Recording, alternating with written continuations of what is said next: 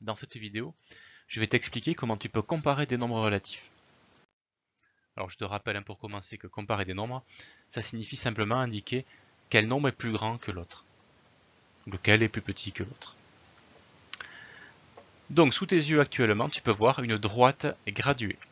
Tu reconnais le 0 ici, et à droite du 0, tu reconnais les nombres positifs. Bon, sachant que ça continue encore ici après, c'est une droite. À gauche du 0, tu reconnais les nombres négatifs. Et là c'est pareil, ce n'est pas limité ici. Avant il y aurait moins 8, puis moins 9, moins 10, etc. etc. Donc le principe d'une droite graduée, c'est que plus ton nombre est écrit vers la droite et plus il est grand.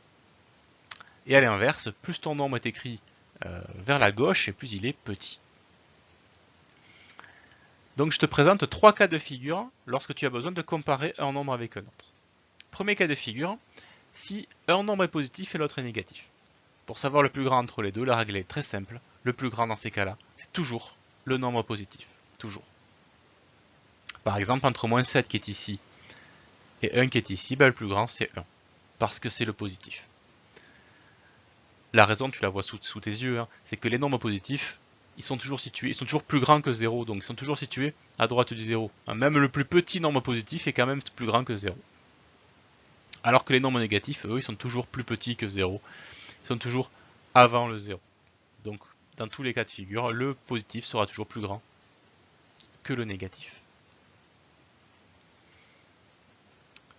Si je te propose le nombre 13 qui est positif et le nombre moins 15 qui est négatif, le plus grand c'est le nombre 13. Voilà, parce que 13 il est plus grand que 0, il est à droite du 0, alors que moins 15 est plus petit que 0, il est à gauche du 0. Deuxième cas de figure, si les nombres que tu dois comparer sont tous les deux positifs. Bon, mais ça tu sais le faire depuis très longtemps, donc je vais passer très vite. Entre 3 et 10, le plus grand c'est celui qui a la plus grande distance à 0. 3 est à 3 unités après le 0, alors que 10, il est à 10 unités après le 0, donc 10 est plus grand que 3. Enfin, un dernier cas de figure, si les deux nombres que tu dois comparer sont tous les deux négatifs. Alors dans ces cas-là, le plus grand, c'est celui qui va avoir la plus petite distance à 0. Je te montre. Entre moins 5 et moins 2, le plus grand, celui qui est le plus à droite, c'est moins 2. Les nombres négatifs sont toujours avant le 0. Ils sont toujours plus petits que 0.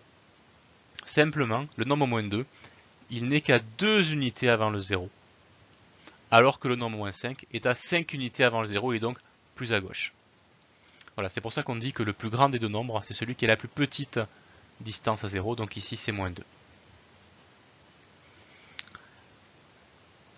De la même façon, entre le nombre moins 6 et le nombre moins 22, qui sont tous les deux négatifs, donc tous les deux plus petits que 0, le nombre moins 6, il n'est qu'à 6 unités avant le 0, alors que moins 22, il est à 22 unités avant le 0, j'ai même pas la place sur mon écran, il est donc plus petit que moins 6.